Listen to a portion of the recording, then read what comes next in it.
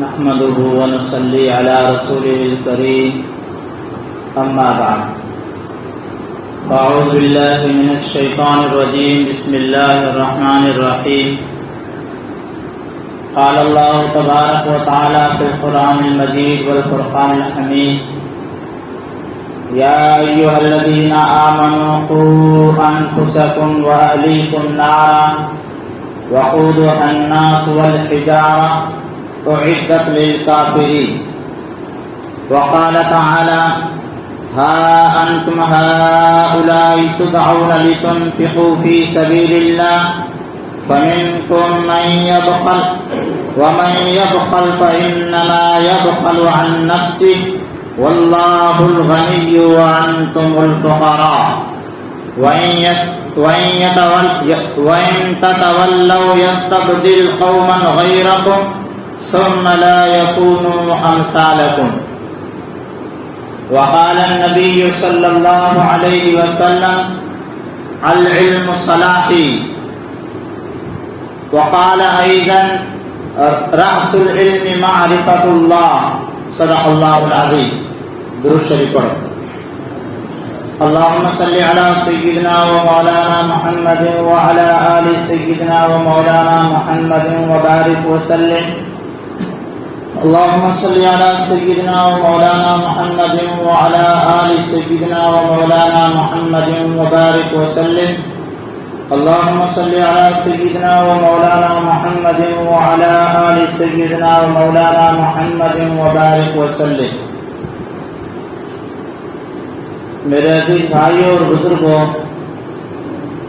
میں نے آپ حضرات کے سامنے دو جگہ سے الگ الگ قرآن کریم کی آیتیں پڑھی اور ایک اللہ کے پیارے حبیب حضرت محمد صلی اللہ علیہ وسلم کی حدیث کا جز ٹکڑا پیش کیا۔ پہلی آیت کریمہ میں اللہ تبارک و تعالی فرماتے ہیں کہ یا ایھا الذین آمنوا قوا انفسکم واہلیکم نارا، کہ ایمان والوں تم اپنے آپ کو اور اپنے اہل و عیال کو، اپنے گھر والوں کو دوزخ کی آگ سے بچاؤ۔ ایمان والے کون؟ ہم اور آپ، ہم سب ایمان والے ہیں تبھی تو مسجد میں آئے۔ اللہ رب العزت ہم سے کہہ رہے ہیں کہ ایمان والوں تم اپنے آپ کو بھی جہنم کی آگ سے بچاؤ اور اپنے اہل و عیال کو، یعنی اپنے بال بچوں کو، اپنے گھر والوں کو بھی دوزخ کی آگ سے بچاؤ۔ آگے اللہ تعالیٰ فرماتے ہیں کہ جہنم کی جو آگ ہے وہ معمولی نہیں ہے، وقودها الناس والحجارہ، کہ اس آگ کو جو گرم کیا جائے گا، جو جلایا جائے گا، وہ انسانوں اور پتھروں سے جلایا جائے گا۔ آگ، دوزخ کی آگ جو جلائی جائے گی وہ چھوٹی چھوٹی لکڑیوں سے نہیں، بلکہ اس کا جو ایندھن ہوگا وہ انسان اور پتھر ہوں گے۔ پتھر کون سے؟ تو مفسرین لکھتے ہیں کہ وہ پتھر جن کی غیر پوجا کرتے ہیں، یعنی جو مورتیوں کی شکل میں کھڑے ہیں، وہ جہنم کے اندر ڈالے جائیں گے اور اس سے جہنم کی آگ کو روشن کیا جائے گا۔ جی ہاں، اب کیسے بچنا ہے؟ اللہ تبارک و تعالیٰ نے دو طریقے بیان فرمائے کہ من عمل صالحا من ذکر او انثى وهو مؤمن فلنحيينه حیاۃ طیبہ۔ اللہ تعالیٰ فرماتے ہیں کہ وہ انسان چاہے مرد ہو چاہے عورت ہو، ایمان لے کر آیا اور نیک اعمال کیے، ایمان کے بعد میں نیک عمل کیے، اللہ تعالیٰ فرماتے ہیں کہ اس کو اس دنیا میں بھی سکون والی اور آرام والی زندگی ہم دیں گے اور مرنے کے بعد اس کو کامیابی یعنی جنت دی جائے گی۔ اب ہم نے ایک کام تو کر لیا کہ ہم سب ایمان کو لے کر آ گئے، اب دوسرا جو کام ہے نیک اعمال، یہ کام ہمیں کرنا پڑے گا۔ صرف ایسا نہیں چلے گا کہ ہم ایمان لے کر آ گئے، ہم حضرت محمد صلی اللہ علیہ وسلم کے امتی ہیں، اللہ تبارک و تعالی ہمیں بخش دیں گے، ایسا نہیں۔ اگر ہم ڈائریکٹ مرنے کے بعد اگر سیدھے جنت میں جانا چاہتے ہیں تو ہمیں ایمان کے بعد میں نیک عمل کرنے پڑیں گے۔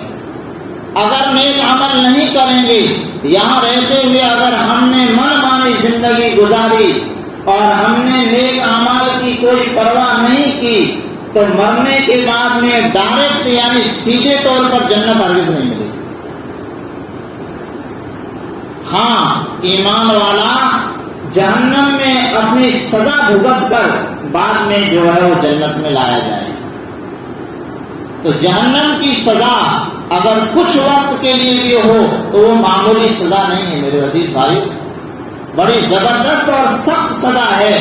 اللہ تعالیٰ فرما رہے ہیں کہ جیسے انسان پر خود لازم ہے کہ وہ جہنم کی آگ سے بچے اور اپنے گھر والوں کو بھی بچائے۔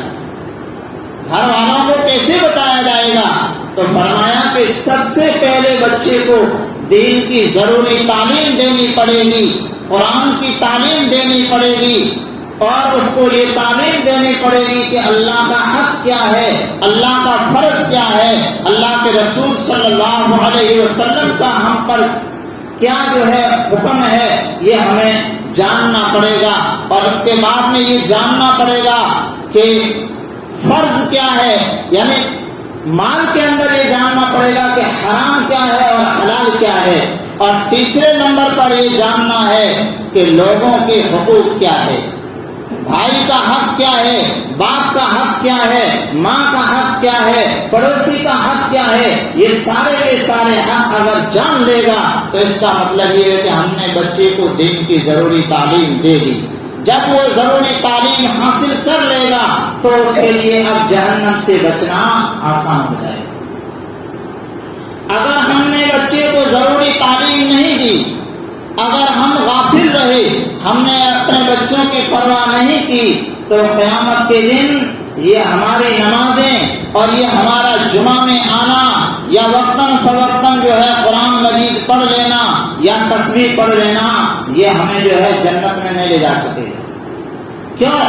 اس لیے کہ اللہ کے نبی حضرت محمد صلی اللہ علیہ وسلم فرما رہے ہیں کہ کلکم راع کلکم مسئول عن رعیتہ، کہ تم میں سے ہر ایک ذمہ دار ہے اپنے گھر کا۔ آدمی مکھیا ہے اپنے پورے گھر کا، گھر والی بیوی جو ہے وہ ذمہ دار ہے، اپنے شوہر کی جو چیزیں ہیں اس کی وہ ذمہ دار ہے۔ تو تم میں سے ہر ایک ذمہ دار ہے، تم میں سے ہر ایک چرواہ ہے۔ چرواہے کا لفظ کہا گیا ہے، اور اس سے اس کی رعایا کے بارے میں قیامت کے دن میدان حشر میں ضرور پوچھا جائے گا۔ بعد سے پوچھا جائے گا کہ تم نے اپنے بچوں کو دین کی تعلیم ضروری دی تھی یا نہیں دی تھی؟ اگر نہیں دی تو اولاد جو ہے دنیا میں بھٹکتی رہی، اللہ کے حکموں سے وہ دور رہی، اللہ کی محبتوں سے وہ دور رہے، اللہ کے نبی صلی اللہ علیہ وسلم کی سنتوں سے وہ دور رہے، ان کی غفلت کی زندگی یہ باپ کے لیے جو ہے جہنم میں لے جانے والی بن جائے۔ جی ہاں، جتنی بھی جیسے میں بات کر رہا ہوں، ہم یہ نہ سمجھیں کہ بھئی آپ جو ہے دنیاوی تعلیم کو منع کر رہے، نہیں، دنیاوی تعلیم بھی ہمیں دینی، دنیا کی تعلیم بھی ضروری ہے، لیکن دوسرے پلڑے میں دینی تعلیم بھی ضروری ہے۔ تقوی کے دو ترازو ہوتے ہیں، ایک میں دنیا کی تعلیم رکھو، دوسرے میں دین کی تعلیم رکھو۔ اس لیے کہ دنیا کی بادشاہی، دنیا کی حکومت ان لوگوں کو دی جاتی ہے جن کے پاس دو چیزیں ہوں۔ دنیا کی بادشاہی اللہ رب العزت دنیا کی حکومت ان لوگوں کو دیتے ہیں جن کے پاس دو چیزیں ہو۔ نمبر ایک، زمین کے خزانوں سے چیزیں نکالنے کا ان کے پاس علم ہو۔ آج دیکھیے سائنس زمین ہی سے ساری چیزیں نکال رہی ہے، اور پچھلے جو 100 سال ہیں سائنس کے اعتبار سے دنیا کو جتنی ترقی ہوئی ہے قیامت سے لے کر آج تک نہیں ہوئی۔ کیوں؟ کہ دنیاوی تعلیم میں انہوں نے ترقی کی، جس کا نتیجہ یہ نکلا کہ زمین کے اندر طرح طرح کے خزانے نکل رہے ہیں اور وہ اس کو نکال رہے ہیں۔ اور دوسرے نمبر پر اس قوم کو دنیا کی چابی دی جاتی ہے کہ جس کے پاس اخلاق۔ تو یہ ہمیں اخلاق کہاں سے ملیں گے؟ اخلاق دنیا کی تعلیم سے نہیں ملیں گے، اخلاق ہمیں ملیں گے محمد الرسول اللہ صلی اللہ علیہ وسلم کی پیاری تعلیم سے ملیں گے۔ تو دنیا کی تعلیم بھی ضروری ہے اور دین کی تعلیم بھی ضروری ہے۔ اگر ہم صرف جو ہے دنیا کی تعلیم دیتے رہیں گے تو اس بچے کے اندر کبھی بھی اخلاق نہیں آ سکتے ہیں۔ جب اخلاق نہیں آئیں گے تو وہ بچہ جو ہے اعلیٰ ڈگریاں لے کر بھی ماں باپ کو کا جو ہے وہ نافرمان بن جائے گا اور اپنے بڑوں کا جو ہے ادب نہیں کرنے والا بنے گا۔ حضرت تھانوی رحمۃ اللہ علیہ کے زمانے میں، اس زمانے کے آج سے جو ہے 60-70 برس پہلے کی میں بات کر رہا ہوں، اس زمانے میں ایک آدمی نے اپنے بیٹے کو دنیا کی تعلیم حاصل کرنے کے لیے اس نے انگلینڈ بھیجا بچے، اور وہ زمانہ تھا کہ لوگوں کے پاس بڑی مشکل سے ضرورت کے جو ہے پیسے ہوا کرتے تھے، تنگی کا دور تھا۔ اس زمانے میں اس باپ نے اپنے بیٹے پر 30,000 روپے خرچ کیے۔ کتنے؟ 30,000 روپے اس زمانے میں۔ لیکن اللہ کا کرنا یہ ہوا کہ وہ بچہ وہاں جا کر بیمار ہو گیا۔ سرکار نے آرڈر جاری کر دیا کہ اس کو واپس ہندوستان بھیج دیا جائے۔ جب وہ بچہ یہاں پر پہنچا تو اس کے رشتہ دار اس کو دیکھنے کے لیے گئے۔ جب وہ ملاقات کے لیے گئے تو باپ جو ہے آنکھوں سے آنسو بہا رہا تھا۔ کسی نے پوچھا کہ بھئی آنسو کیوں بہا رہے ہو؟ ہاں اللہ کا حکم ہے، جب اللہ کا حکم آئے گا تو ہمیں بھی جانا پڑے گا۔ تو وہ باپ کہتا ہے کہ میں اس بات پر نہیں رو رہا ہوں کہ میرا بیٹا جو ہے دنیا چھوڑ کر چلا جائے گا، تو بات میں اس بات پر رو رہا ہوں کہ میرے 30,000 روپے خرچ ہو گئے اور وہ پانی میں جو ہے چلے جا رہے ہیں اور بچہ جو ہے دنیا سے جا رہا ہے۔ یعنی اس کو اپنے پیسوں کی فکر ہے کہ میرے پیسے برباد ہو رہے ہیں، بچہ دنیا چھوڑ کے جا رہا ہے، اس کی کوئی پرواہ نہیں ہے۔ تو وہ بیٹا سمجھدار تھا، اس نے کہا کہ ابا جان آج آپ 30,000 پر رو رہے ہو، کل قیامت کے دن میدان حشر میں آپ خون کے آنسو بہائیں گے، اس لیے کہ آج میں دنیا سے جا رہا ہوں، اپنے رب سے ملاقات کروں گا، پیارے نبی صلی اللہ علیہ وسلم کا دیدار ہوگا، لیکن میں اس حالت میں جا رہا ہوں کہ میرے پاس دین نام کی کوئی چیز نہیں ہے، میں صحیح کلمہ بھی نہیں جانتا ہوں، صحیح کلمے کا مطلب بھی نہیں جانتا ہوں۔ آپ نے دنیا کی تعلیم کے لیے 30,000 روپے خرچ کر دیے اور دین کی جو اصلی تعلیم تھی اس کے لیے آپ نے 30 روپے بھی خرچ نہیں کیے۔ کل قیامت کے دن تو خون کے آنسو روئے گا اور میں تیرے خلاف قیامت کے دن میدان حشر میں کھڑا ہو کر بولوں گا کہ یا اللہ میں جو ہے تجھے کیسے پہچانتا، اس لیے کہ اس نے باپ نے مجھے جو ہے دین کی تعلیم ہی نہیں دی، دنیا کی تعلیم کے لیے لاکھوں روپے خرچ کر گیا لیکن دین کی تعلیم کے لیے ایک پیسہ بھی خرچ نہیں۔ تو میرے عزیز بھائیوں، ہم پر لازم ہے کہ ہم دین کے اوپر اپنے بچوں کو جو ہے دین کی تعلیم دلائیں اور دین پر خرچ کریں۔ ہم یہ نہیں کہتے ہیں کہ لاکھوں روپے خرچ کر دو، نہیں، معمولی ہی جو ہے پیسے خرچ کرنے۔ اب بہت سارے لوگ یہ سمجھتے ہیں کہ بھئی ہمارے بچے جو ہے بڑے ہو گئے، ہمارے بچے جو ہے بڑے ہو گئے، ہم جو ہے کس بات کے جو ہے مسجد میں جو مولانا صاحب پڑھا رہے ہیں یا جو ہے امام صاحب جو ہے امامت کرا رہے ہیں اس کو کس چیز کے پیسے دیں؟ نہیں میرے عزیز بھائیوں، اللہ کے نبی صلی اللہ علیہ وسلم نے کیا فرمایا؟ فرمایا کہ المومن کا جسد واحد، کہ مسلمان جو ہے ایک جسم کی طرح ہے، مسلمان ایک جسم کی طرح ہے۔ کانٹا جو ہے پاؤں میں چبھتا ہے، آنسو جو ہے آنکھوں میں آتے ہیں۔ کیوں؟ اس لیے کہ یہ آنکھ جو ہے پاؤں کی سپورٹ میں کھڑی ہے اور وہ یہ بتلانا چاہتی ہے کہ پاؤں کو بڑی تکلیف ہوئی ہے جس کی بنا پر آنکھوں میں آنسو آئے۔ تو تکلیف دوسرے جسم کو ہوتی ہے، اگر انگلی کاٹی جائے تو کیا دوسرا جسم خاموش بیٹھ جائے گا؟ نہیں، دوسرا جسم بھی جو ہے اس کے ساتھ میں کھڑا ہوگا۔ کیوں؟ اس لیے کہ یہ پورا جسم ایک ہی ہے۔ اسی طریقے سے اللہ کے نبی صلی اللہ علیہ وسلم فرما رہے ہیں کہ المؤمن کجسد واحد، کہ ایمان والا جو ہے وہ ایک جسم کی طرح ہے. سب بچے ہر مسلمان کے بچے ہیں، یہ نہیں کہ میرا بچہ نہیں ہے، نہیں، جس کے اولاد نہیں ہے وہ بھی یہ سمجھے کبھی سب میری ہی اولاد ہے. اس لیے ہم پر لازم ہے کہ ہم سب جو ہے اس کام میں شریک ہوں.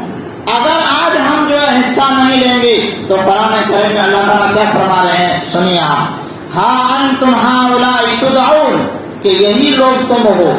اللہ تعالیٰ ہم سے کہہ رہے ہیں کہ تم یہی لوگ ہو، تدعون، تم کو بلایا جاتا ہے. اللہ تعالیٰ فرما رہے ہیں کہ میں جو ہے بلا رہا ہوں تم کو، کیا؟ لتنفقوا فی سبیل اللہ، کہ تم اللہ کے راستے میں کیا کرو؟ خرچ کرو. یعنی دین کے لیے اور قرآن کے لیے تم کیا کرو؟ خرچ کرو.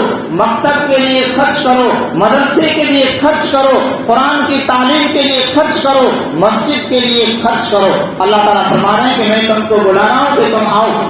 اچھا، فَمِنْكُمْ مَنْ يَبْخَلْ، اگر تم میں سے کوئی کنجوسی کرے گا، اگر کوئی بخیل بنے گا، اگر وہ نہیں دے گا تو اللہ تعالیٰ فرما رہے ہیں فَإِنَّمَا يَبْخَلُ عَن نَفْسِهِ، تو وہ اپنا نقصان کر رہا ہے، اللہ کا اس میں کوئی ذرہ برابر نقصان نہیں. ہاں میرے عزیز بھائی، آپ دیکھیے کہ بیچ میں ایک بات اور ذکر کر دوں. حضرت اسماعیل علیہ السلام حضرت ابراہیم علیہ السلام کے بیٹے ہیں اور ذبیح اللہ ہیں اللہ کے راستے میں جن کو قربان کیا گیا، اور ابراہیم خلیل اللہ ہے. قرآن کریم میں جہاں پر ذکر ہے وہاں پر حضرت اسماعیل علیہ السلام کے بارے میں ہے کہ وَاذْكُرْ اسماعیل إِنَّهُ كَانَ صَادِقَ الْوَعْدِ وَكَانَ رَسُولًا نَبِيًّا وَكَانَ يَأْمُرُ أَهْلَهُ بِالصَّلَاةِ وَالزَّكَاةِ وَكَانَ عِندَ رَبِّهِ مَرْضِيًّا، کہ اسماعیل کا ذکر کیجیے، یعنی اسماعیل علیہ السلام کے بارے میں لوگوں کو بتلائیے کہ وہ سچے نبی تھے اور وہ اپنے گھر والوں کو نماز کا بھی حکم کرتے تھے اور زکوٰۃ کا بھی حکم دیا کرتے تھے. حالانکہ کوئی بھی نبی، جتنے بھی نبی آئے ہیں 1,24,000، کسی نبی پر زکوٰۃ فرض نہیں تھی. کسی نبی پر زکوٰۃ کیوں؟ اس لیے کہ انہوں نے پیسے جمع ہی نہیں کی 12 مہینے. جب جمع نہیں کریں گے تو زکوٰۃ کیسی؟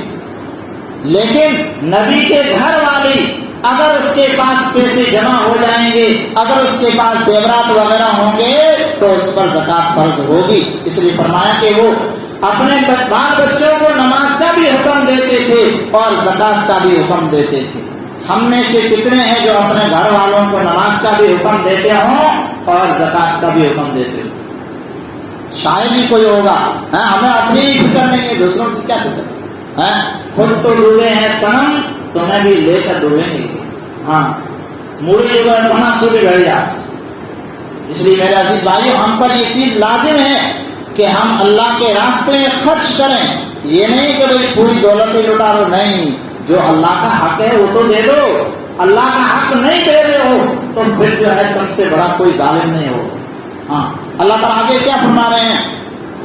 واللہ الغنی، اللہ مالدار ہے، اللہ بے نیاز ہے. کیوں؟ وَلِلَّهِ خَزَائِنُ السَّمَاوَاتِ وَالْأَرْضِ، اللہ تعالیٰ قرآن میں فرماتے ہیں کہ زمینوں اور آسمانوں کے خزانے کس کے ہیں؟ اللہ ہی کے. سارے کے سارے زمین کے خزانے.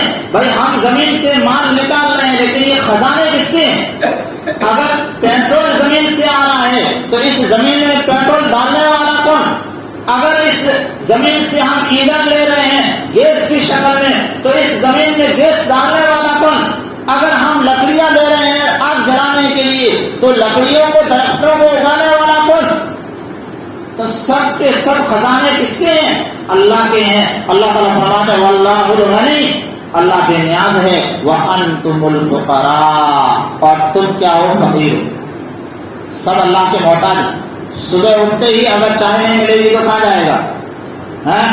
بکری کے دودھ تھنوں میں سے دودھ نکال رہا ہے، اس نے چارہ جو کھلایا ہے وہ کیسا ہے؟ ہری گھاس ہے، لیکن دودھ آ رہا ہے وہ کس شکل میں آ رہا ہے؟ سفید ہو کر آ رہا ہے. یہ سفیدی کیا تم نے انجیکشن کی شکل میں بکرے کے اندر ڈالی تھی؟ نہیں. گڑ جو ہے گائے کو کھلایا جا رہا ہے، بالکل کالا ہے، لال ہے، لیکن دودھ جو آ رہا ہے وہ کیسا सफेद आ रहा है, ये कौन दे रहा है? अल्लाह तबारक व तआला ही तो सब कुछ निजाम चला रहे हैं। अभी जो है गायों के अंदर थोड़ी सी छोटी बीमारी आई, हाहाकार मच गया, लोग परेशान, सरकार परेशान, बचा ले, मरते हुए देख रही है और बस सरकार इतना इंतजाम कर रही है कि भाई जैसे में कि खर्चे हम देंगे और बड़े बड़े जो है गड्ढे खोदे जाए, गायों को उनके अंदर डाल दिया जाए। हाँ, आगे अल्लाह ताला क्या फरमाते हैं? अल्लाह ताला फरमा रहे हैं कि वइन ततवल्लौ, अगर तुमने मुंह मोड़ लिया, इन्हें कुरान पढ़ रहा हूं, दूसरी कोई किताब नहीं पढ़ रहा हूं, ये देखिए मेरे पास सामने जो है कुरान है। अल्लाह ताला फरमाए कि वइन ततवल्लौ, अगर तुमने मुंह मोड़ लिया, यानी अल्लाह के हुक्म के बावजूद अल्लाह के रास्ते में खर्च नहीं किया, तुम कंजूसियां करते रहे, तुम जो है माल खजानों में और पेटियों के अंदर जमा करते रहे और बैंकों में जमा करते रहे, तो सुनो, यस्तक़बिल कौमन गैरकुम, अल्लाह तबारक व तआला तुम्हें हलाक करके दूसरे लोगों को लेकर आए। हाँ, अल्लाह रही कोई काम मुश्किल है भैया? कोई काम मुश्किल नहीं। वीडियो के नीचे सब्सक्राइब के बटन पर क्लिक करें, बेल के आइकॉन पर क्लिक कीजिए ताकि हर नई वीडियो की नोटिफिकेशन आपको मिल जाए।